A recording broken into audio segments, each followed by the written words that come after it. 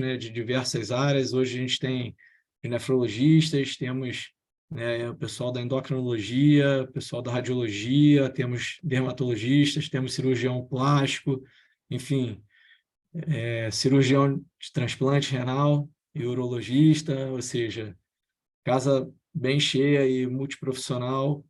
E a gente vai discutir aqui um tema que a Kikumi e a Mônica hoje, como nefrologistas aí, coordenadores do serviço do Hospital Anália Franco e Avicena, trouxeram aqui para a mesa, que é a aplicação estética de PMMA, e isso como causa, né, de hipercalcemia e injúria renal. Só antes da apresentação formal aqui da Kikumi, eu queria trazer que a gente fez um levantamento rápido aqui dentro de casa, ou seja, dentro né, da Rede D'Or, dentro do nosso grupo aqui de nefrologia, e já encontramos rapidamente nesse levantamento aí quase 20 casos de lesão renal secundária à PMMA.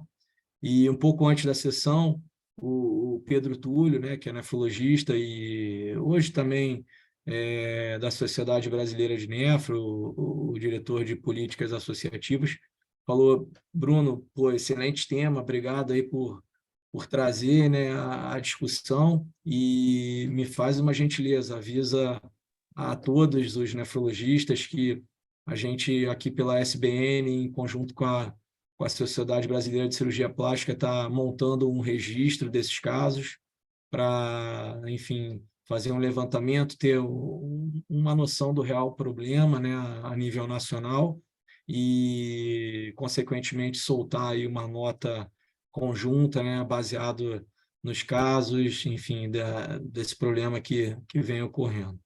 Então, grande satisfação tá aqui. A Kikumi trouxe um time grande hoje, trouxe a Lilian Rocha, que é nefrologista do Hospital Anália Franco, trouxe a Ana Paula Normando, o Márcio Souza, que são endocrinologistas também do Hospital Anália Franco, né? O Bruno Jucá e a Mariana Zacarias, são radiologistas do Hospital Anália Franco, e a Daniela Pimentel, que é dermatologista, para a gente poder apresentar aí alguns casos e discutir. Então, Kikumi, Mônica, obrigado, e, por favor, fiquem à vontade.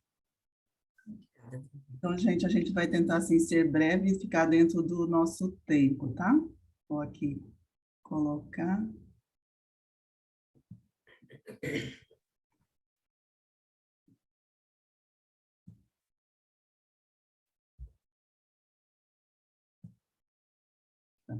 Então, a gente vai falar sobre a aplicação estética do PMMA como causa de hipercalcemia e injúria renal. A gente convidou, assim, todas as especialidades, né, que podem trazer informações e conhecimentos para a gente, que é um tema ainda um pouquinho, talvez, escondido pela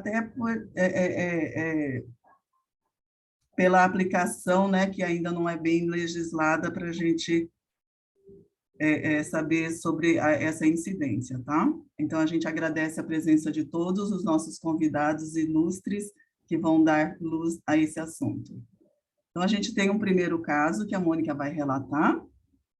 Então, esse primeiro caso é a paciente LP, 38 anos, ela procurou pronto-socorro em setembro de 2018, com queixa de náuseas, queixas inespecíficas, náuseas, vômitos, fraqueza, e relatava uma urina concentrada há cerca de uma semana. Ela tinha feito um exame externo uma semana antes, estava com uma creatina de 2,66 e uma ureia de 103. Ela não tinha nenhum antecedente pessoal, nenhuma patologia, nenhuma comorbidade. Ela tinha de positivo aí, que depois tem um envolvimento no caso, ela praticava musculação 6 vezes na semana, e tinha uma prótese mamária há mais de 10 anos. Ela estava em uso de uma dose alta de vitamina D, colicalciferol 10.000 unidades dia há 3 meses, usava um composto vitamínico, lansoprazol, e tinha suspenso recentemente o uso de oxandrolona e um mimético do GH, que é o ibutamoren. Na admissão, ela apresentava uma creatinina de 4,89 com ureia de 115. Dos eletrólitos mais que chamou bastante a atenção da gente, esse cálcio iônico de 1,9. Tinha uma anemia, um HB de 10, não tinha acidose. Na urina 1, ela tinha uma hematúria com dimorfismo negativo e uma microbinuria praticamente normal.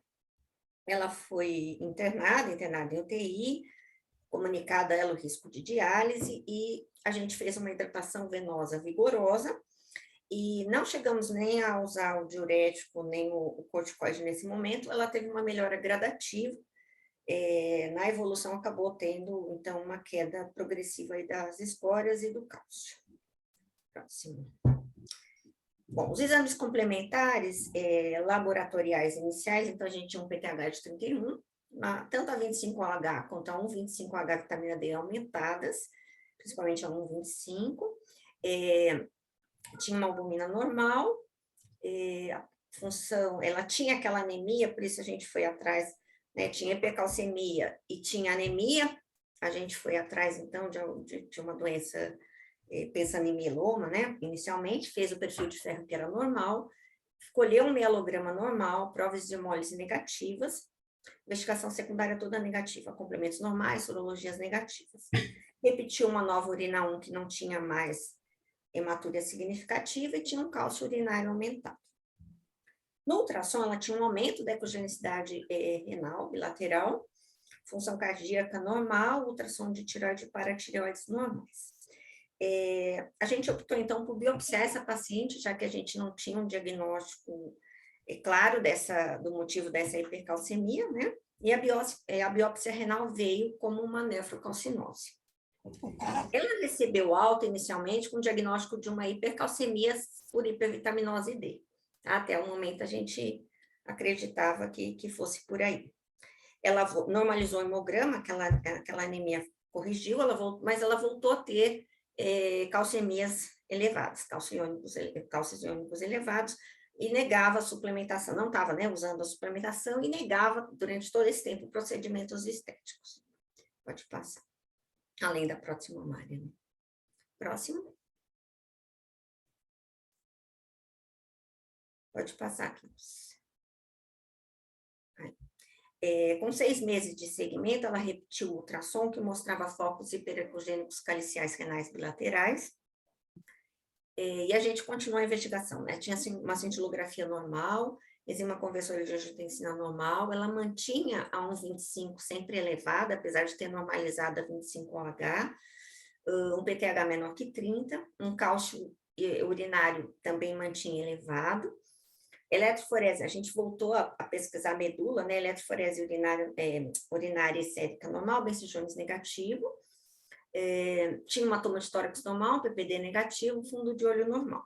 Foi feita uma ressonância da mama, pensando em algum processo secundário, ela tinha as próteses mamárias íntegras e uma descrição de extravasamento de sílica na região de linfonodos axilares.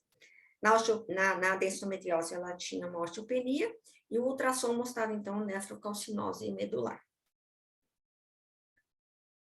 Finalmente, ela acabou informando, depois de 6 meses aí de segmento, e a gente investigando e acompanhando essa hipercalcemia, ela informou o implante, então, de PMMA 2 anos antes. Aqui saiu 2100, não, em 2016. 2016. Aí aqui a gente tem um PET, que mostrava, então, aumento da captação nos glúteos, que era o local que ela referia que tinha aplicado o material.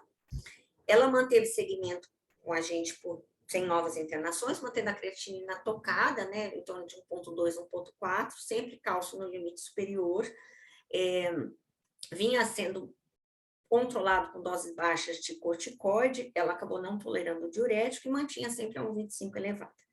A gente acabou fazendo uso de hidroxicloroquina para ela durante 6 meses, mas ela suspendeu por conta, recusou a retirada do implante e abandonou o segmento. Ela não quis mais manter. Era uma paciente muito difícil de aderir, tudo que se prescrevia, ela não queria usar. O corticoide engordava, o diurético não sei o quê, então, enfim. E a última consulta, a última notícia que a gente teve dela foi em novembro de 2020. Nós tentamos contato, e-mails, telefones que a gente tinha, mas nós não conseguimos, ela não nos deu um retorno para a gente saber como é que ela está hoje.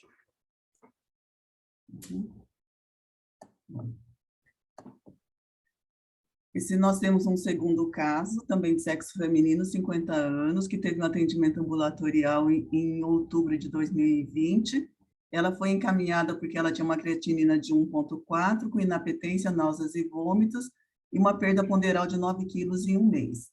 De antecedentes relevantes, ela era diabética, hipertensa, teve um neo de útero com radioterapia e quimioterapia, tá? Com estenose de ureter por conta dessa quimioterapia, com implante de duplo J. Tinha no passado infecção urinária de repetição e também negava procedimentos estéticos. Ela estava em uso de metformina e Benicar e uma fórmula, sempre elas tomam uma fórmula. Na admissão, ela já tinha uma creatinina de 2,17 e um cálcio também que chamava atenção de 2,2. Tá? Também foi feita uma investigação para secundarismo, né, sorologias, a parte reumatológica, tudo negativo, e marcadores tumorais, porque ela tinha essa neoplasia do útero, marcadores tumorais que também foram negativos. Tá? Tentando investigar essa perda de função renal, ela tinha já alteração na cintilografia, tanto dinâmica quanto estática, e aí, porque ela tinha essa neoplasia, foi feita uma ressonância, que aparecia uma bexiga de paredes espessada, tá? Estreitamento, né, de ureter, útero com dimensões reduzidas, calcificações grosseiras, não tinha linfonodos, e aí aparecia essa heterogeneidade difusa de plana adiposo na região glútea. Tá? Aí que ela informou que ela tinha feito a injeção de silicone, essa paciente já foi silicone em 2015. Também foi feita uma biópsia do glúteo, tá? Que tinha um processo inflamatório crônico granulomatoso, com células gigantes, secundária à presença desse material exógeno. Além, então, a gente tinha a ressonância, essa deposição de material com preenchimento de volume, áreas sugestivas de necrose e processo inflamatório. Deixa eu ver se eu consigo aqui. A gente... Eu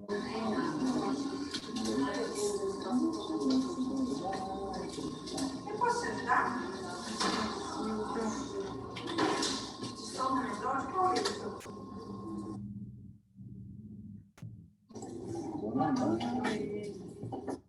A Marina foi atrás das imagens, mas antes da gente ter feito essa migração para o novo WebRIS, então a gente não conseguiu. Isso daqui foi só uma imagem que a colega tinha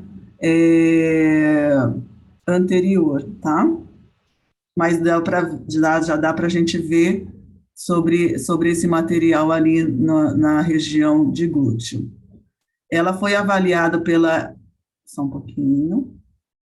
Ela foi avaliada pelo oncogineco, que falou que não tinha sinais de doença oncológica em atividade, e por um cirurgião plástico, que falou na impossibilidade da retirada cirúrgica, tá? E que esse material estaria, né, com uma piora por conta da radioterapia, e que isso também, essa própria processo inflamatório, leva a uma alteração de vascularização da região.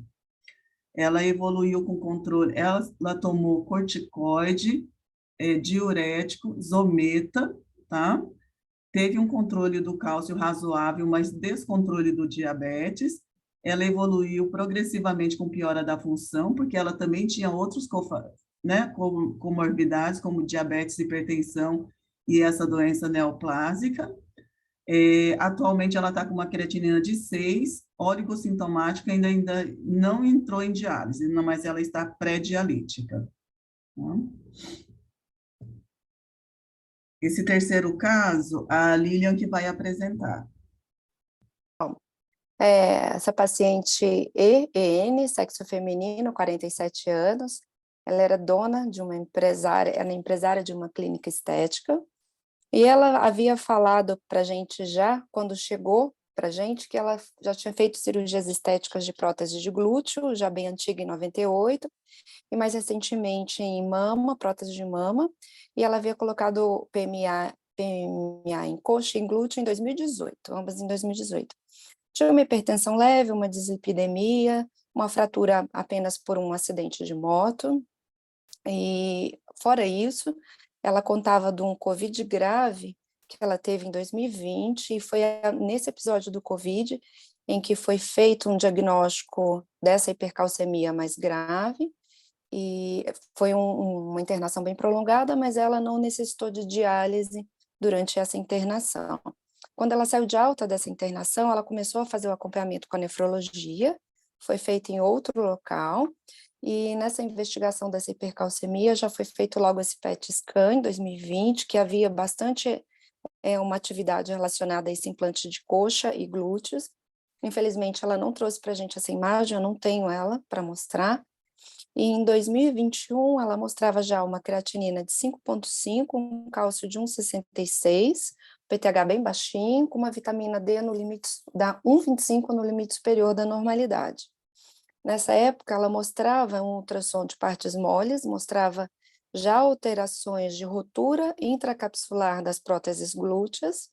Além disso, na região glútea, tinha também um tecido hiperecogênico, heterogêneo, que era irregular na face anterior das coxas, provável material exógeno, então deve ser relacionado aí à injeção de PMMA, com uma espessura de 0,5 centímetros. Pode seguir.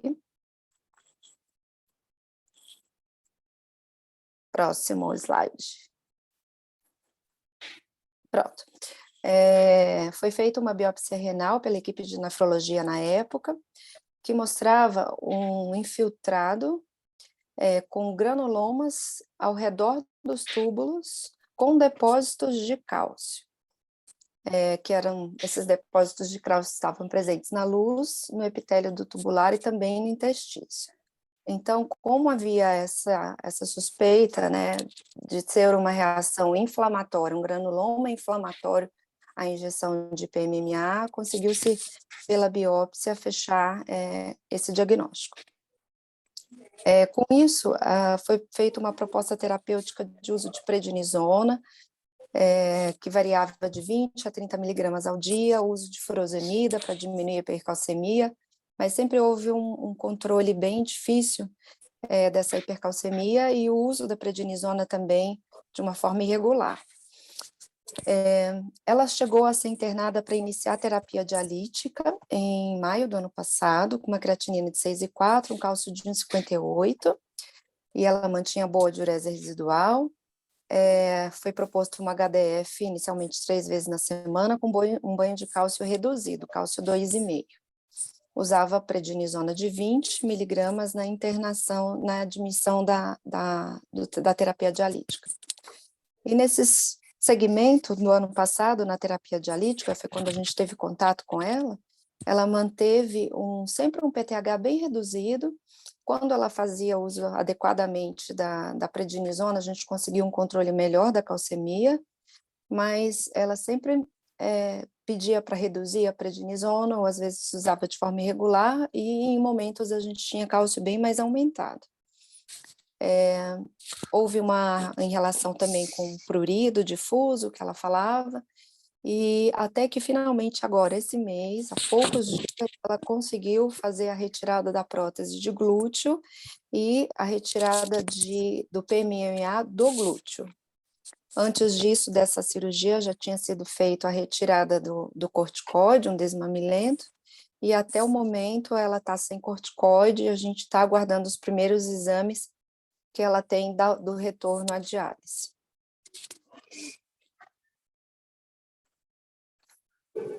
Bom, a gente então trouxe esses 3 casos, né? Todos com hipercalcemia, uma que não está em diálise, outra que teve outros fatores, né? Outras comorbidades que aceleraram o processo da perda da função renal, e essa paciente que está em diálise, né? Tá? E que agora ela fez a retirada do PMMA, tá? Então, a gente vai falar um pouquinho sobre o PMMA, que vai ser Maria Clara. Olá, boa noite. Então, vou fazer uma introdução bem rápida. O PMMA, ele hoje em dia é aprovado pelo FDA em pouca quantidade, principalmente para uso perilabial. Já o silicone injetável, ele não é liberado em nenhuma situação, e ele foi proibido em 1991. A frequência da ocorrência desses granulomas é uma coisa que varia muito na literatura, porque alguns autores consideram que o granuloma se forma mesmo quando o PMMA é usado quando é liberado, né? Então, e alguns autores consideram a formação desse granuloma quando é em maior quantidade só, que não seria o recomendado. Então, varia de 0,02 até 20% depois de injeções. O tempo que acontece esse granuloma depois da injeção desses materiais também pode variar muito, de semanas depois da injeção até 20 anos depois da aplicação. E a hipercalcemia é um efeito raro, não é comum de acontecer como consequência desses granulomas. A TC e a ressonância podem não revelar o granuloma, e hoje em dia o que tem sido mais feito para diagnosticar é realmente o PET scan. Pode passar. Então, sobre a fisiopatologia da hipercalcemia, né? Depois que tem a aplicação do PMMA ou do silicone, esse material, eles não conseguem ser fagocitados adequadamente, e aí isso faz com que os macrófagos fiquem circulando por ali, se fundem e formam células gigantes. Essas células gigantes não têm as funções normais que elas teriam em outras situações, porque elas não conseguem essa fagocitose, então elas acabam sofrendo apoptose. Então, por isso acontece a formação de um processo inflamatório crônico, granulomatoso, e nesse processo tem liberação de várias citocinas, né? TNF-alfa, interleucina 1 e 6. Além disso, desse processo inflamatório que acontece, esses macrófagos que ficam por ali, eles superexpressam, na verdade, essa enzima, que é CYP27B21, que ela aumenta a atividade da alfa-1 hidroxilase. E aí, isso faz com que tenha uma produção extra-renal do calcitriol, né? Então, a forma inativa é convertida de uma maneira exagerada por causa dessa superativação dessa enzima, e aí tem mais forma ativa de vitamina D circulante, a 25OH, que é o calcitriol, que lá no intestino vai fazer aumento da absorção de cálcio, levando à hipercalcemia.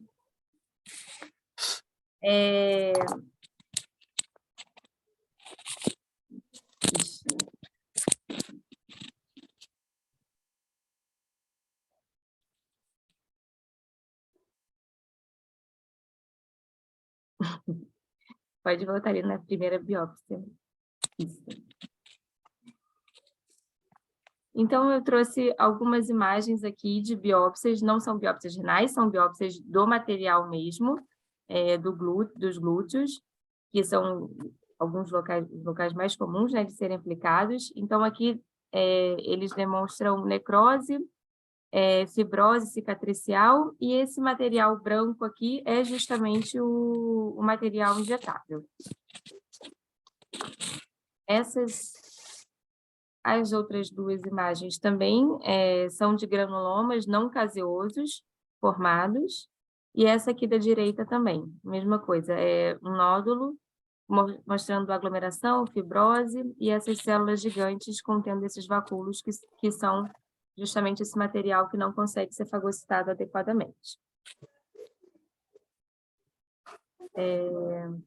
Algumas outras considerações sobre a fisiopatologia a recuperação transitória da função renal depois que acontece a normalização do cálcio de uma diálise que é feita pobre em cálcio, ela sugere que essa lesão renal foi parcialmente mediada pela vasoconstrição arteriolar induzida pela hipercalcemia. Um ponto muito importante também é que o mecanismo da formação desse granuloma que acontece por esses materiais injetáveis são iguais ao mecanismo de formação do granuloma da sarcoidose. A histologia é igual, é muito parecido a formação desse granuloma. Então, é sempre importante excluir a sarcoidose, também relacionada a esse aumento do calcitriol. e para isso a gente faz exames de imagem, né, e dosagem de ECA. E também é importante excluir tuberculose, né, que foi o que a gente fez também, PPD e exames de imagem. A hipercalcemia e a hipercalciúria fazem fibrose intersticial e nefrocalcinose, causando uma doença renal crônica. As apresentações mais comuns são poliúria, nefrolitíase até a tipo 1 e alteração da função renal. E a intensidade e a cronicidade do dano renal vão depender muito da gravidade e de quanto essa hipercalcemia persiste no paciente. É isso.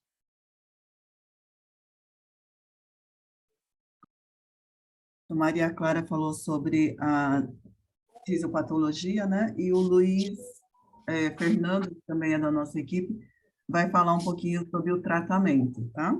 Abordagem do tratamento. Luizinho? Boa noite. Em relação ao tratamento desses casos, o tratamento geralmente é um tratamento conservador. E nada mais é do que o tratamento do quadro de hipercalcemia. Olhando a literatura, observamos que a literatura orienta primeiramente uma dieta hipocalcêmica, né? Embora possa ser um pouco discutível isso, tendo em vista que o paciente tem um excesso de calcitriol, né? Uma dieta hipocalcêmica ajudaria na redução dos níveis. Além disso, nós temos também a hidratação venosa e o uso de furosemida como ferramentas importantes para o manejo nesses casos, né? Sendo que a hidratação, a literatura preconiza um volume de 200 a 300 ml por hora de solução salina, tentando objetivar um débito urinário de 100 a 150 ml por hora. Além dessas medidas iniciais, pode passar? Nós temos outras. Por exemplo, a corticoterapia muito utilizada, né? A dose do corticoide que utilizamos, em média, a média dos estudos falam em 0,5 miligrama quilo dia, né? Que é a média utilizada. E o corticoide, ele contribui principalmente na redução do calcitriol. E quando que a gente deve retirar a corticoterapia? Geralmente, quando o cálcio normaliza. Isso pode levar dias a meses. Muitas vezes, o paciente, após a retirada da corticoterapia, pode ter recorrência do quadro de hipercalcemia. Além disso, nós podemos lançar mão também da calcitonina, né? Lembrando que a calcitonina, nesse caso, tem que ser administrada via intramuscular subcutânea. A dose é a dose de 4 unidades por quilo. Isso a gente avalia a resposta do paciente. Se houver resposta, a gente mantém de 6 em 6 horas, mantendo por um período máximo de 24 a 48 horas. Claro, a calcitonina a gente utiliza em hipercalcemias graves.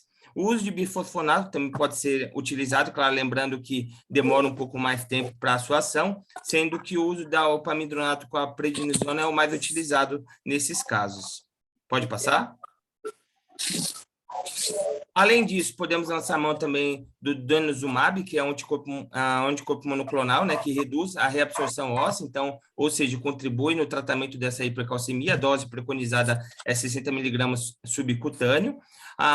Além disso, também podemos lançar mão do cetoconazol. O cetoconazol, ele é responsável por inibir a CYP27B1, como a Maria Clara comentou, né? Então, quando é inibida, ela diminui a ação da 1-alfa-hidroxilase, reduzindo, assim, então, a hipercalcemia. Além disso, também, tendo em base os estudos de sarcoidose, podemos lançar mão também da hidroxicloroquina na dose de 200 miligramas de 12 em 12 horas. Pode passar? Nos casos refratários, aqueles casos que não obtiveram sucesso, podemos lançar mão da ressecção cirúrgica, mas sabendo que a taxa de sucesso é uma taxa de sucesso baixa, uma vez que os granulomas são difíceis de ser localizados, muitas vezes necessitando de cirurgias agressivas, muitas vezes o pós-operatório também não tem uma resposta tão adequada quanto nós desejaríamos. Pode passar?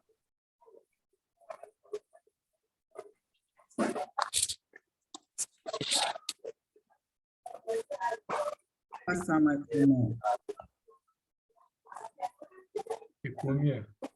Aqui. Então, aqui a gente só trouxe umas referências, né? Aqui é um compilado de relatos de caso, tá? E o tempo é bastante variado, idade variadas, o tempo de implante, muitos são desconhecidos, porque a gente acha que os pacientes realmente escondem, né, esse procedimento. vários pacientes ficaram com hipercalcemia e também os relatos de pacientes que perderam função e foram para diálise, tá? Aí a gente deixa aberto mais agora para o comentário dos nossos colegas.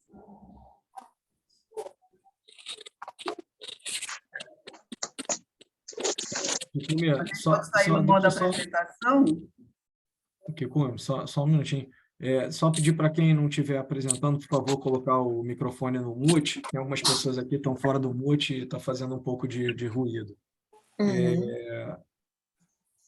Você vai chamar agora os convidados para...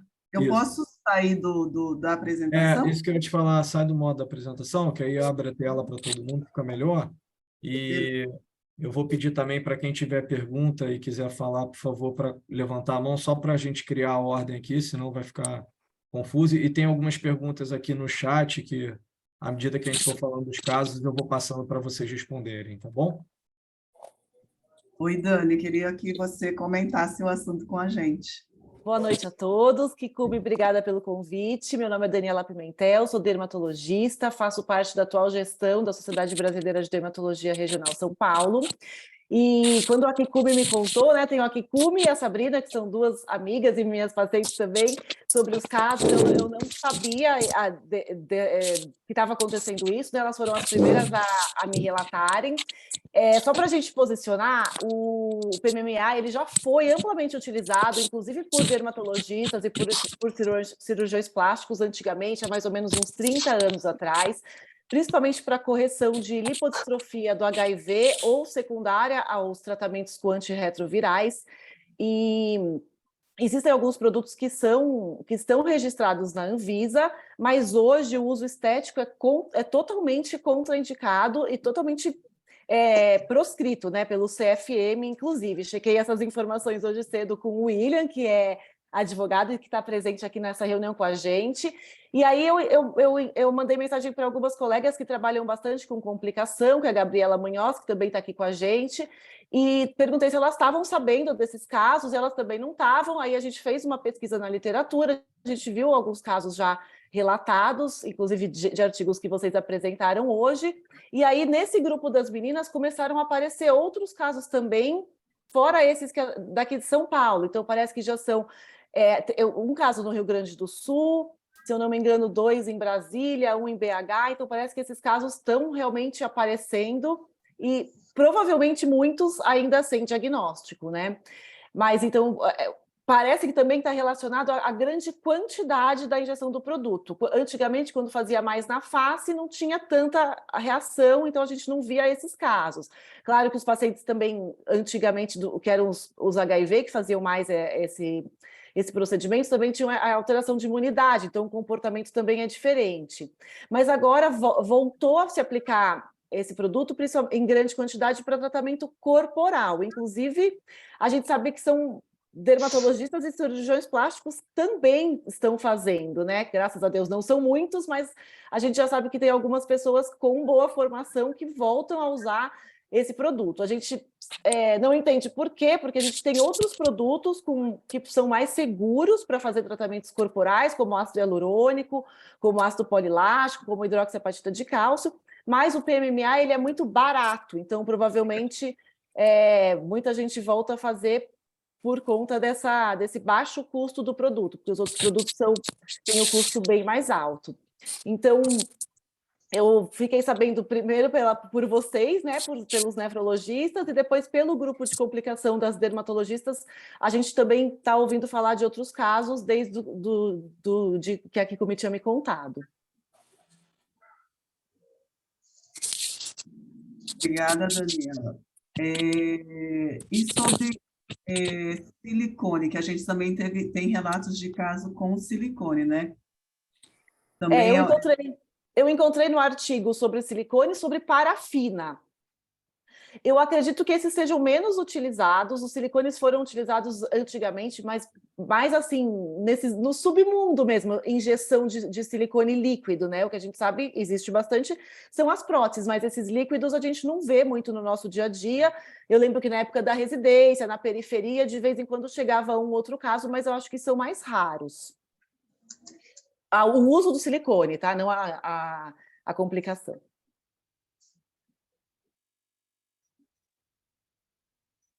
Paula, Márcia. Oi, boa noite a todos. Obrigada aqui pelo convite. Eu sou a doutora Paula, endocrinologista do Hospital São Luís Anália Franco. E nós da endocrinologia, assim, a gente não tem muitos casos, aliás, quase nenhum caso em relação a isso, né, ao uso do PPMA e hipercalcemia. E o que eu pude ver, de uma maneira geral, foi o que a dermatologista, a nossa colega, já falou, que antigamente era usado muito para pacientes HIVs e para preenchimento labial, né? O HIV por conta de uma perda da expressão facial que acontecia, e eles faziam antes testes alérgicos para ver se os pacientes tinham, na realidade, alergia ao material PPMA. E o que me chamou muita atenção foi realmente o que alguém falou, que eu não lembro o nome da nefro que falou, é a superexpressão daquela enzima CYP27B1, que essa enzima ela é expressa em músculos lesados, então quando o paciente aplica o PPMA e quando eles desenvolvem essas lesões, essa necrose pelo uso do PPMA, e há relato também, assim, pelo que eu vi, mas muito pouco, com o uso do silicone, e justamente são silicones que são aplicados de uma maneira irresponsáveis, né, sem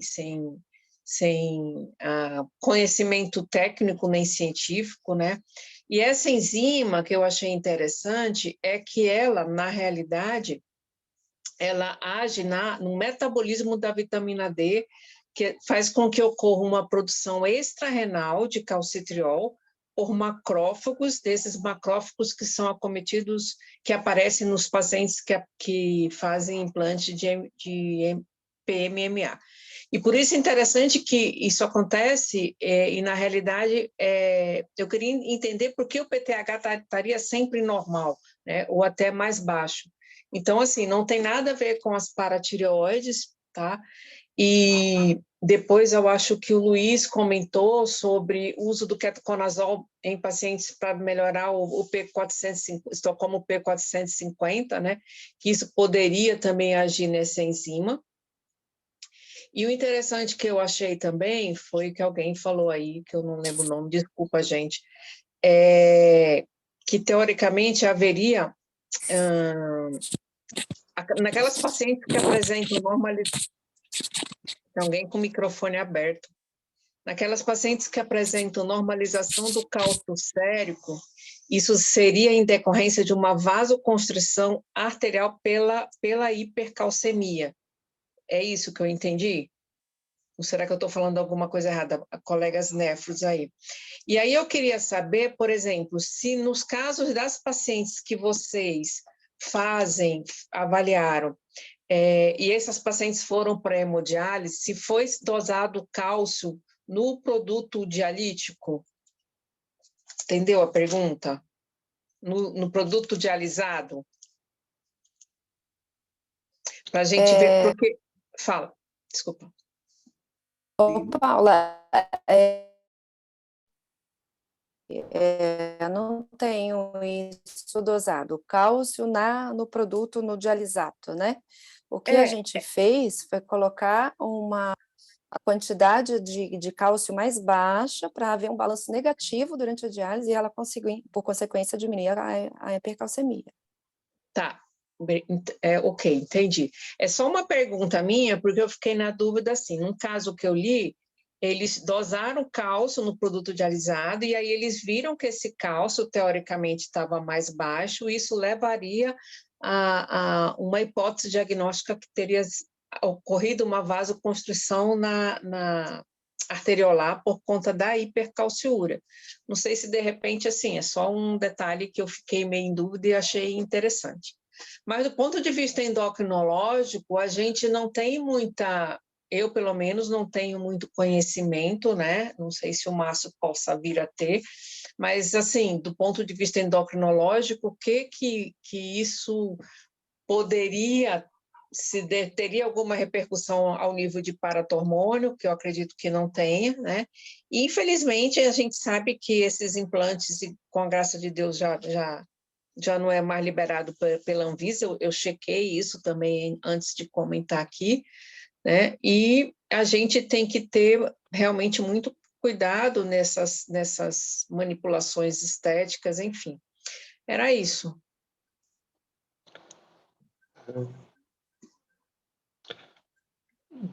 Posso complementar? Falar alguma coisinha? Claro, por favor. Deve? Tudo bem? Boa noite. Me chamo Márcio, sou endocrinologista também do Hospital Anália Franco, do Vila Lobos, Avicena e do Central Leste. Queria parabenizar também as apresentações, ficou muito bom, né?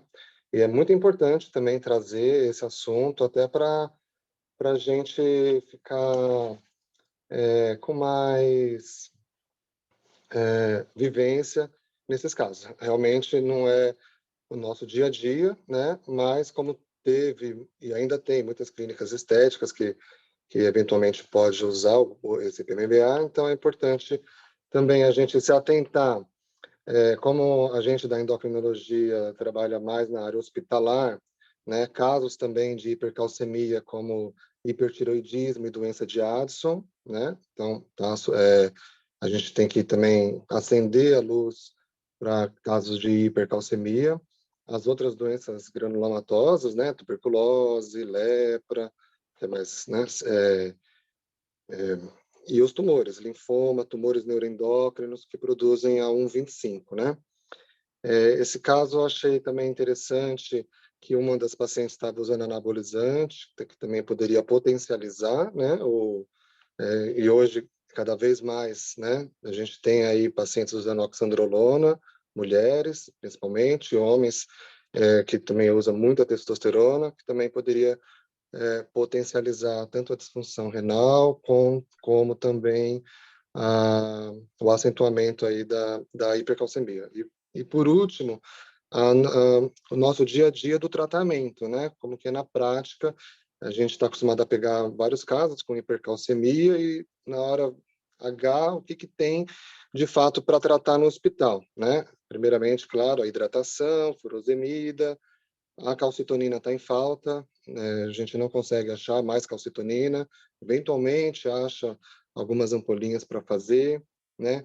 Nesse caso aí, acho que bisfosfonado não, por conta da disfunção renal, mas o denosumab talvez, e de fato a diálise, né? Quando está um caso mais grave. Mas é isso aí, né?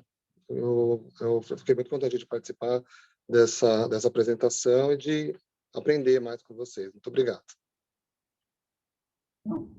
Eu acho que agora, assim, é mais um alerta, né, para a gente ter isso no radar para causas de hipercalcemias que a gente não estava acostumado. Eu queria chamar o pessoal da imagem para comentar se a gente vai ter que realmente ir direto para a PET ou se que imagens e avaliações a gente poderia fazer. Boa Maria. noite. Olá, boa noite a todos. Eu sou Marina, sou médica radiologista da Reddor, trabalho atualmente mais presencialmente no Anália Franco. Bom, para a gente da imagem, a gente tem identificado mais casos de aplicação em glúteos dessas medicações, a gente inclusive consegue detectar a migração do material para as regiões dorsais ou até mesmo para regiões mais inferiores da coxa. O que para a gente é difícil pelo ultrassom ou pela ressonância é diferenciar os tipos de materiais, uma vez que às vezes eles são aplicados com multimateriais, né, mais de um material é usado na aplicação, e muitos achados de imagem entre os diferentes tipos de materiais que são utilizados recentemente tem imagens que se sobrepõem, né, características que se sobrepõem.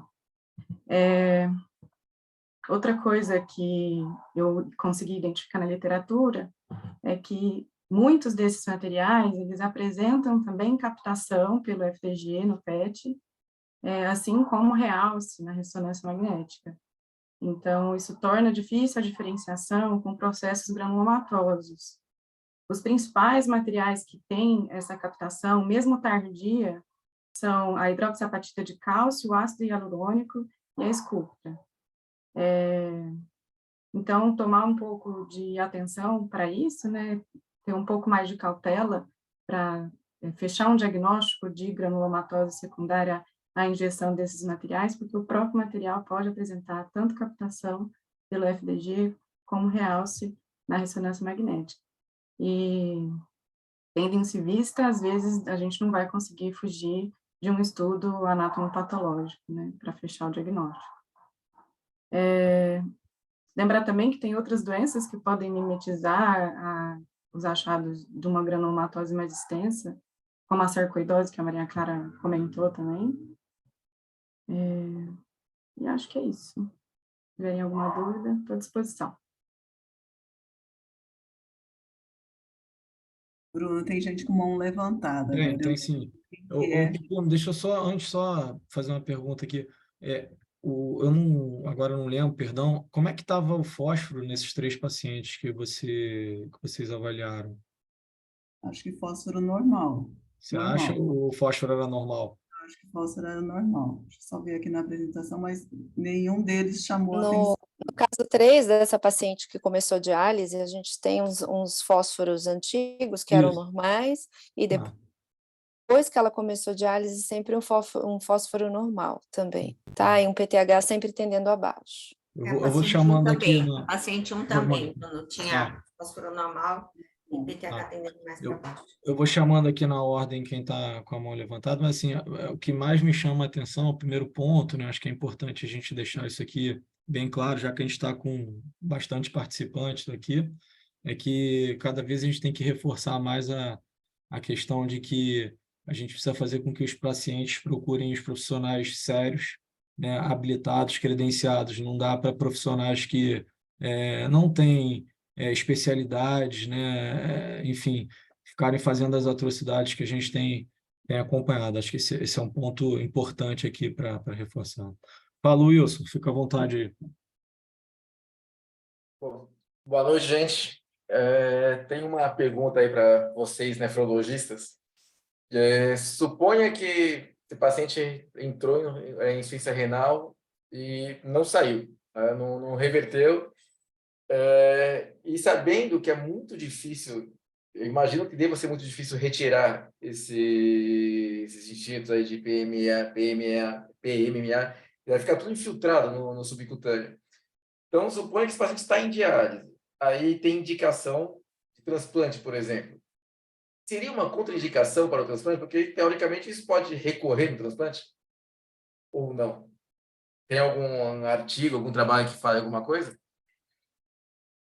Acho que, assim, trabalho não tem, mas a grande chance de recidivar, ainda mais que você ainda vai ter que usar mais drogas que são imunossupressoras, mas são nefrotóxicas também, né? Tá? E, tipo, assim, o tratamento para essa hipercalcemia, tudo bem que é corticoide que você vai dar, mas se você precisar ir para outras coisas, como diurético, também pode complicar o transplante, controle com cetoconazol, que vai interferir com os imunossupressores, acho que vai ser bastante difícil fazer um controle desse caso, com grande chance, eu acho que pela fisiopatologia, com grande chance de você ter uma perda do enxerto. Eu acho, assim, vendo que da minha posição, acho que pelo menos transplante com doador vivo deveria ser contraindicado nesses casos aí. Talvez falecido, ok, mas doador vivo acho que deveria ser contraindicado. Wilson, estava pensando, tem até um caso, né? Acho que é o último caso que a doente está em diálise, a princípio, acho que não deve sair do tratamento dialítico. E aí, enfim, certamente a duração desse enxerto vai ser menor, né? Que me colocou, enfim, e usar um doador vivo nesse doente, acho que não é algo racional, né? Concordo.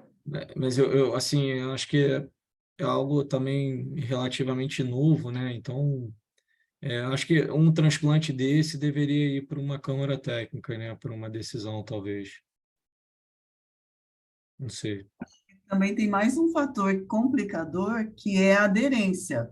O que a gente vê dessas pacientes é muito pouca aderência ao próprio tratamento, né? Elas recusam a retirar o PMMA, não faz uso do corticóide por conta de pelos seus efeitos colaterais estéticos. Então, e transplante, a primeira, assim, que faz grande diferença no sucesso do transplante é a aderência, né? É mais um fator para ter uma contraindicação, pelo menos realmente convívio, a gente não pode considerar. A gente está aprendendo com eles agora sobre a lesão renal e diálise. Wilson, você está jogando a gente já mais para frente no transplante. É porque a parte que me cabe é trocar o rim das pessoas, Vicur. Bom, pessoal, para quem não conhece aqui, o Wilson, ele é hoje o nosso cirurgião do programa de transplante institucional da rede em São Paulo e um dos maiores cirurgiões transplantadores do Brasil também, trabalha lá no Hospital do Rim. Então, é um prazer aqui estar com o Wilson. Mas é difícil aí, realmente complexo. Sônia, por favor. Boa noite, gente. Eu sou médica patologista do Hospital São Rafael. Que prazer. Tudo bem? E, inclusive, sou eu que faço a análise das biópsias renais, né? E uma coisa que me preocupou é o seguinte, como patologista, eu tenho recebido muito material, né, de pele, né, com reações granulomatosas, com esse tipo de corpo estranho, com esses vacúolos imensos, né, mostrando que é alguma coisa oleosa, e geralmente tem uma história de que essa pessoa fez uso de injeção de algum produto. A minha dúvida, quando a gente pega um material desse, que geralmente o paciente não está em acompanhamento, né, de outro especialista, é feito, como você falou, Bruno, por pessoas, às vezes, que não são, né, profissionais sérios. Aliás, na maioria das vezes, essas substâncias são inoculadas justamente por isso. O que o patologista faz numa situação dessas, que ele sabe que está com essa reação granulomatosa num local onde foi aplicado esse material, né? Que não tem histórico de que o paciente esteja na mão de outro profissional. Faz-se algum alerta? Como é que a gente deve... Porque normalmente o patologista sempre dá um palpitezinho no fim, né? Os achados podem corresponder a tal patologia assim, assim. Então, a gente faz um alerta no laudo, como é que os patologistas recebem, né, esse material e tem liberado, né? Não vem o histórico que ele fez um uso de uma substância estranha. Não vem história de mais nada, se ele está com outra sintomatologia. E esse assunto hoje, vocês estão de parabéns, porque eu achei que foi uma exposição fantástica, de ordem prática, né? Para mim foi uma novidade isso que vocês estavam mostrando aí para mim. Então, assim, como é que a gente faz como patologista numa situação dessa?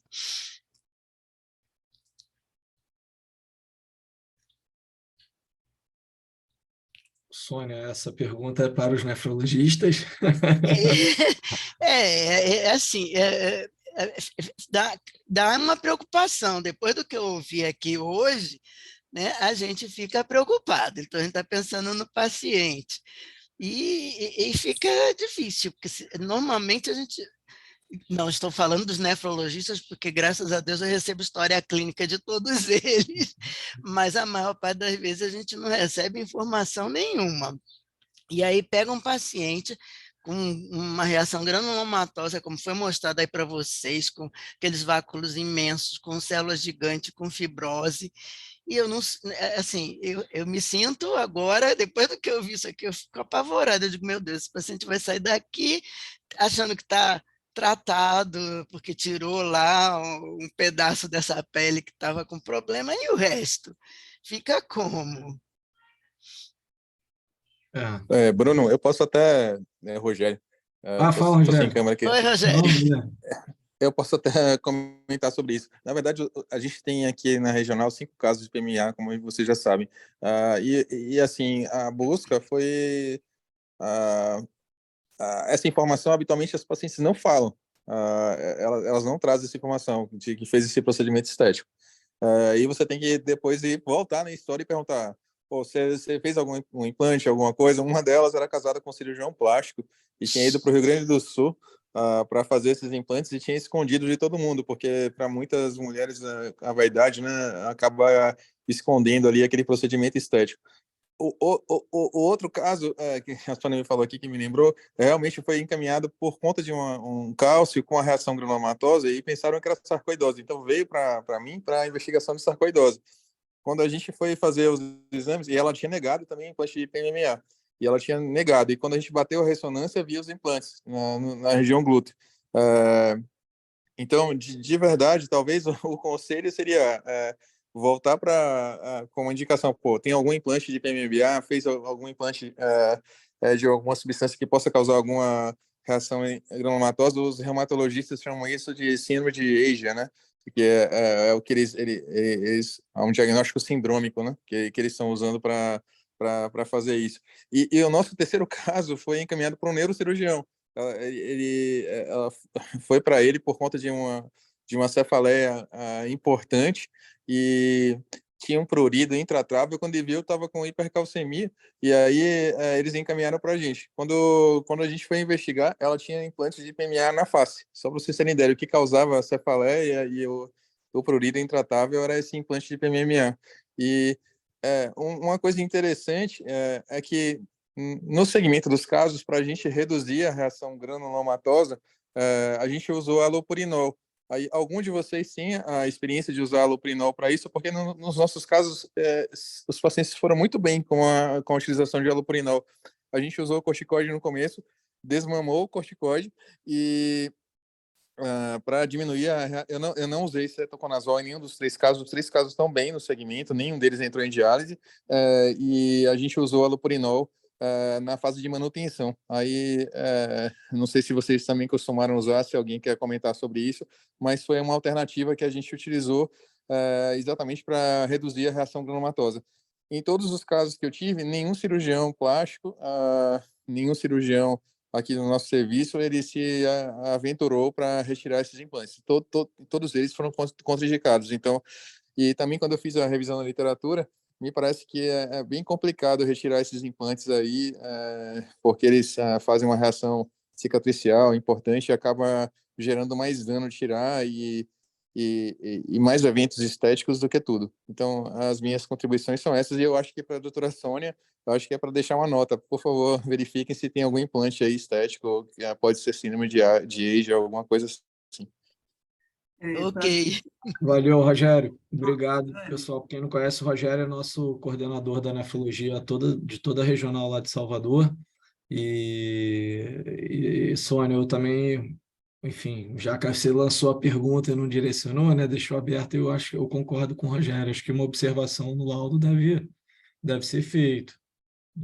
Enfim, acho importante. Acho que tem que começar a pensar nisso mesmo. A Bianca, que é nefro também, nossa colega aqui do Rio, estava comentando aqui, Rogério, que ela usou allopurinol aqui na retirada do corticoide nos casos que ela teve. Ela comentou aqui no chat. Diga, Sabrina.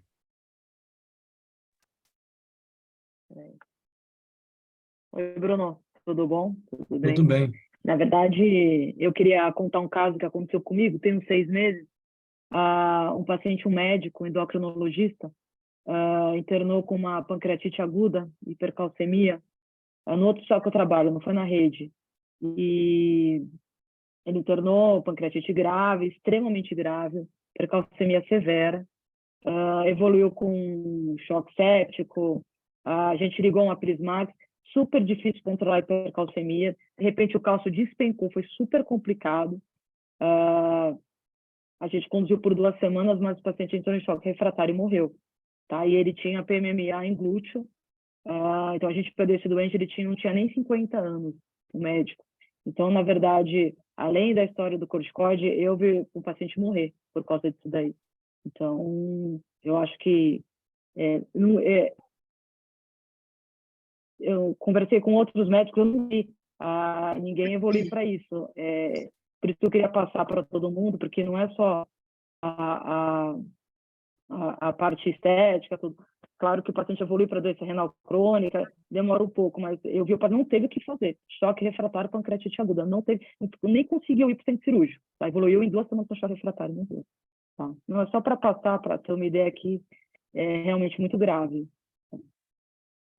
Obrigado aí pelo relato, Sabrina. Eu vou... Bruno Kikumi, eu Oi, sou Fernanda. Fernanda, tudo bem? Sou dermatologista e eu conheço o PMMA há 20 anos. Eu acho que vale a pena, assim, numa sessão tão importante como essa, a gente poder falar de tudo e de todos os lados e a gente entender que a gente está em prol dos nossos pacientes, né? E que quem faz tratamentos estéticos, como médicos, também tem uma visão a respeito desse tema e eu, por favor, gostaria de colocar a minha. Claro, por favor. Primeira coisa, assim, a confusão entre silicone, que é um óleo injetável, que a maior parte das pessoas que não faz tratamentos estéticos não faz nem ideia de que os pacientes se submetem, é muito, muito, muito maior do que o número de pacientes que fizeram polimetilmetacrilato, que é o PMMA. O PMMA é um produto que a gente conhece há 90 anos em uso médico, a gente tem, é o produto em uso estético que a gente mais tem tempo de uso, a gente tem uma série incrível de pacientes com HIV, por um colega, Dr. Márcio Serra, que instituiu, e uma outra colega, a doutora Suzana Barreto, que instituíram no Sistema Público de Saúde, e assim como a minha experiência de 20 anos, a gente não vê, ou não via, vamos dizer assim, até 2020, casos de hipercalcemia, mesmo em grandes volumes, mesmo em subcutâneo e mesmo intramuscular. A partir de 2020, alguns casos começaram a aparecer, não são casos frequentes, a gente ainda considera raros, e desde 2020 eu estou coletando casos de hipercalcemia e implante intramuscular de PMMA. Eu tenho um caso de uma paciente minha e tenho outros 16 casos de outros colegas que tiveram pacientes que tiveram hipercalcemia. É muito simplório para nós médicos dizermos que o PMMA é uma bomba relógio, que o PMMA causa hipercalcemia. Nos casos apresentados, um caso era silicone líquido, o outro caso era uma prótese rota de silicone e PMMA, e no primeiro caso, uma paciente que sim, que poderia ser PMMA, mas usava anabolizantes e usava uma dosagem de vitamina D suprafisiológica, vamos dizer assim. Então, eu acho que a gente não pode ser simplista e fazer uma caça às bruxas quando a gente não tem certeza daquilo que a gente está falando. O que eu posso dizer para vocês, assim, a respeito do PMMA, em todos os estudos que a gente tem, inclusive em estética, é que, primeira coisa, PMMA não migra. PMMA não sai de onde ele é colocado. Hoje ele é considerado, para os dermatologistas que estão aqui na sessão, é considerado um bioestimulador. É um produto particular, é como se fossem micropróteses. Diferente dos bioestimuladores que são absorvíveis, o PMMA não é absorvível. Então, ele vai realmente ficar no tecido por muito tempo. A reação inflamatória da classe dos bioestimuladores acontece nos primeiros 6 meses e se mantém até 2 anos.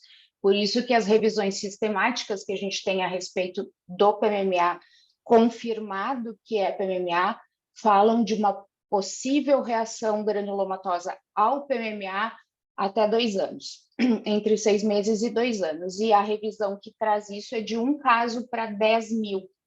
Acho que a gente precisa revisar isso, acho que é mais frequente do que isso. Outras coisas, estudos publicados, todos os estudos publicados, inclusive a revisão sistemática que foi dita por uma colega dermatologista aqui, ela traz silicone e PMMA, nesse caso dos pacientes. E silicone é um óleo. Silicone é um óleo que migra, que ele consegue no espaço intercelular descer. Então, é um paciente que vai ter uma necrose da pele na tentativa de expulsão desse material. É um material que, para os radiologistas que estão aqui, vai ser encontrado em linfonodos, em cadeias linfáticas de drenagem da região, e é um produto que tem um comportamento completamente diferente dos produtos particulados, dos bioestimuladores. Um adendo que eu quero fazer, e como eu uso o PMMA e eu conheço este produto, e eu já estive com quem desenvolveu este produto, o que eu vejo hoje e que me chama muito a atenção é que a polimedicação, o uso de anabolizantes, a infecção, pandemia, Covid, a vacina são fatores que a gente precisa avaliar antes de colocar a culpa exclusivamente no PMMA. Eu não tenho a menor dúvida que, por ser um produto que produz uma reação granulomatosa de corpo estranho, como todos da classe dos bioestimuladores, ele vai produzir uma reação com macrófagos e aumento de calcitriol. Só que isso acontece com todos da classe, a questão toda é a quantidade. O volume que está sendo utilizado, a quantidade de macrófagos que está sendo recrutada, e aí sim a gente tem uma imensa formação de calcitriol e realmente vai se comportar como uma doença granulomatosa fake, ou induzida, ou iatrogênica. Então, assim, essa semana eu terminei a correlação de todos os dados desse trabalho, dessas 17 pacientes que tiveram hipercalcemia e que tinham PMMA implantado e que com certeza tem PMMA, então eu queria aqui atentar para a doutora Sônia, patologista, que sim, que é diferente a presença de microesferas, de partículas rígidas no tecido, que é o produto particulado, que é completamente diferente desses vacúolos que vão se dissolvendo de gordura e que no processamento da maior parte das lâminas eles somem. Então, PMMA é um produto que, se tem PMMA, o PMMA é encontrado no tecido. Então, a gente não adianta a gente dizer, receber a informação do paciente que tem vergonha de dizer o que fez no salão de beleza, na vizinha. Tem inúmeros casos, inclusive da literatura da Sociedade Brasileira de Cirurgia Plástica, apresentando um caso de silicone líquido, com o título dizendo que era o uso irregular de PMMA e que já foi contestado, inclusive, em comitê de ética e em relação à revista. Eu quero o que é melhor para o meu paciente. Os pacientes têm uma necessidade de uma busca estética, sim. Não é porque é o PMMA, é porque Fernanda, o produto da só te classe... interrompendo, só por conta do tempo, querida, para a gente poder Ok. ouvir os outros Eu colegas. só quero encerrar, então, com duas informações. A primeira, ultrassonografia diagnóstica pode identificar PMMA, radiologistas que estão aqui podem identificar PMMA e pode identificar na concomitância silicone. Então, façam os diagnósticos corretos dos seus pacientes antes de atribuir uma causa única. Investiguem o uso de vitamina D, investiguem o uso de anabolizantes e investiguem as doenças prévias. Nessa série, os pacientes têm 15 pacientes tinham doenças crônicas que hoje a gente contraindicaria o uso de qualquer produto particular, sejam bioestimuladores em face ou em corpo, incluindo o PMMA. O PMMA é um produto como qualquer outro bioestimulador. Quem faz o uso errado dele somos nós, e faz parte deste momento tão importante aqui acontecendo, que a gente precisa criar certos protocolos e certas regras. Eu acredito que esse trabalho que meu centro de estudos aqui está trazendo a respeito de 17 pacientes que tiveram hipercalcemia vai ser uma luz para a gente entender melhor como fazer o diagnóstico e como tratar. E a sugestão também é o uso de colchicina, que tem atividade osteoclástica. Fernanda, obrigado aí pela contribuição. Desculpa, você é de qual instituição? Dermatologista. Que você falou no centro de estudos. Aí Sou dermatologista, Centro de Estudos Suzana Barreto, isso. Tá. A gente espera aí a publicação. A gente vai fazer o levantamento aqui dos casos também, porque a gente tem já um relato, como eu comentei no início, né, de 16 casos, e mais alguns fora da rede também, até a Bianca colocou que os casos delas, a princípio, eram de PMMA. Acho que é um tema importante, por isso que a gente está discutindo aqui. Acho que a gente precisa fazer o diagnóstico. Isso. Acho importante também esse levantamento que a Sociedade Brasileira de Nefrologia está fazendo em conjunto com a Sociedade Brasileira de Cirurgia Plástica. Inclusive, a Sociedade Brasileira de Dermatologia deveria se juntar a esse esforço, né? Acho fundamental essa integração e essa união para a gente poder, enfim, levantar esses temas, olhar com cuidado e ver exatamente o que está acontecendo. João, você queria também falar? Fica à vontade, por gentileza. Está me ouvindo? Estamos sim. Bem, eu tenho quanto tempo? Tem para a gente poder finalizar aí mais 5 minutos e a gente finaliza. Só por uma questão mais rápida, e obviamente eu como cirurgião plástico posso dizer já me adianto dizendo que não sou a favor do procedimento, não sou a favor do produto. Por uma questão simples, geralmente são os cirurgiões plásticos em quase 100% da totalidade que resolvem as complicações, né? Então estamos ali de frente dos fatos e da situação na qual o paciente passa no início, meio e fim, diante da complicação. Eu vejo, o cirurgião plástico vê, na grande maioria das vezes, 100% da baixa, de repente, falada, baixa repercussão, baixo índice de complicação. Para nós, eles são 100%.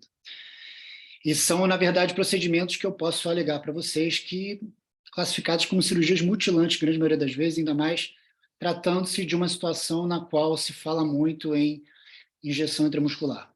Tá? Até bem pouco tempo, sim, concordo, foi muito comercializado, né, há uns 20, dos 20 a 10 anos atrás, foi muito comercializado. O polimetilmetacrilato não é um produto novo, realmente, inclusive ele é muito usado até hoje na forma acrílica, na forma sólida, para reconstruções cranianas, geralmente é a segunda opção para reconstrução craniana pós-trauma, tumores, entre outras coisas.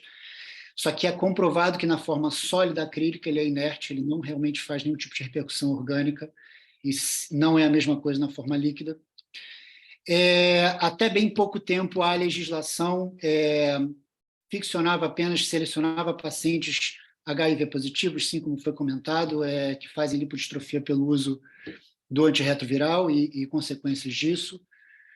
Porém, se vocês, senhores, colocarem hoje, atualmente, na internet, Anvisa esclarece sobre indicações do PMMA, uma nota publicada e atualizada dia 3 de novembro do ano passado. Eles alegam que é liberado para correção de lipodistrofia em HIV, sim, e também correção volumétrica. E é dito da seguinte forma: correção volumétrica facial e corporal, que é uma forma de tratar alterações como irregularidades e depressões do corpo, fazendo preenchimento em áreas afetadas por meio de bioplastia. Ou seja, está mais do que liberado na Anvisa, sim. Tá? Ainda que eu não aceite, mas está. E eles ainda fazem regulamentações em relação à quantidade e proporções do produto na solução que é injetada. E eles alegam, por exemplo, essa segunda opção, com um paciente, por exemplo, que você pode fazer 120 ml em gastroquinêmia, por exemplo, paciente de poliomielite. Tá? Mas, hoje, a Sociedade Brasileira de Cirurgia Plástica aplica a seguinte recomendação, que eles não recomendam que se faça o produto de forma estética, e que se tenha, não recomendo, eles dizem que se tenha muito cuidado na prática desse tipo de aplicação. De qualquer forma, qual que é o grande problema do PMMA na minha concepção? Principalmente região glútea. Ele fica muito bom. O resultado fica muito bonito. É realmente, visivelmente muito bonito se você comparar com outros procedimentos plásticos mais regularizados, estéticos na região glútea. Porém, é uma situação muito difícil de você resolver. Nós vemos aí vários casos nos quais foram complementados em relação aos casos de cirurgiões que não quiseram entrar, não quiseram resolver, não quiseram fazer as cirurgias de reconstrução para a retirada do produto, que realmente é muito difícil. O produto entra no subcutâneo, na região gordurosa, e entra muitas vezes, na grande maioria das vezes, na região intramuscular também. Quando você tira, você não consegue visualizar o produto. Tá? Na histologia, como a gente viu ali nos cortes da colega dermato, você vê os polímeros que tem em torno de 40, 60 micrômetros e, margeando eles, você vê núcleozinhos pequenos que, na verdade, são os macrófagos ali tentando fagocitar e não conseguindo. Tá? A destruição deles vão fazendo redes de colágeno entre cada polímero, entre grupos de polímero e entre os grupos de polímero inteiro. E esse processo ele é progressivo. É por isso que é tão visível possibilidades de reações inflamatórias crônicas classificadas como granulomas, e os granulomas eles vão piorando cada dia mais. Até mesmo numa questão estética, quando o paciente procura para resolver quadros de situações não estéticas, você vê que os granulomas eles vão crescendo e o formato redondo vai se perdendo por conta do crescimento dos granulomas. Tá? É comprovado em trabalhos que esses granulomas podem dar problemas e reações inflamatórias crônicas de 5, 10, 20 anos depois. Alguns trabalhos mostram isso. Mas, de qualquer forma... João, não existe nenhum trabalho com uso intramuscular de tanto tempo. Não tem como comprovar isso, porque não existem esses trabalhos de uso intramuscular de tão longo tempo. Eu acho que a gente tem que ficar atento a algumas coisas. Erros técnicos, doutor João, são relacionados à má prática médica. Eu acho que isso sim a gente precisa combater. O uso intramuscular, já temos trabalhos, já temos publicações, não de longo prazo, concordo, mas em face a gente aplica intramuscular em pacientes com HIV, e nesse sim a gente tem a longo prazo. A gente precisa ficar atento e as indicações para remoção de PMMA são essas: hipercalcemia, nódulos granulomatosos que têm uma reação inflamatória e que sim comprometam a estética e a parte social do paciente. Essas são as indicações de remoção. João, por gentileza. Tá bom. Eu discordo em relação a ter indicações de cirurgias para retirada só para insuficiência renal. Não é essa a prática do consultório de cirurgia plástica, tá? Principalmente para pacientes que se arrependeram de colocar o produto. Não é essa a queixa e a prática usual. Tá? Eles querem para vários tipos de situação. Por exemplo, continuo falando do erro técnico, da escolha do profissional que realizou. Desculpa, doutor João, mas eu preciso colocar isso, porque senão a gente fica falando mal de um produto quando é o profissional que não faz a aplicação correta. Bom, eu fui interrompido 2 vezes, eu não interrompi quando você falou, tá? A questão é a seguinte: sempre há esse tipo de defesa, tá? Reações agudas sempre estão relacionadas à infecção ou a necrose por embolia, tá? No caso das infecções, sempre é atribuído para quem defende o produto, que é em relação ao profissional. Ok, existem muitos profissionais não habilitados para fazer, eu concordo com você. Eu concordo plenamente também que o silicone industrial não se compete em termos de... ele é muito mais migratório, ele é migratório, e o Metacril ele não é migratório. Por isso que você vê casos, por exemplo, de profissionais, como falaram aqui, de difusão do produto para a região de dorso e coxas, por exemplo. A questão é, colocou, deu problema, não tem como tirar. Não tem como tirar. E se tentar tirar, vai tirar em termos de 30%, 60%, 50% do produto que foi colocado. Não tem como tirar. Convido os senhores, por exemplo, cirurgiões atuais hoje em dia no Rio de Janeiro, Fernando Serra, da UERJ, ele tem um número estratosférico de cirurgias de reconstruções glúteos.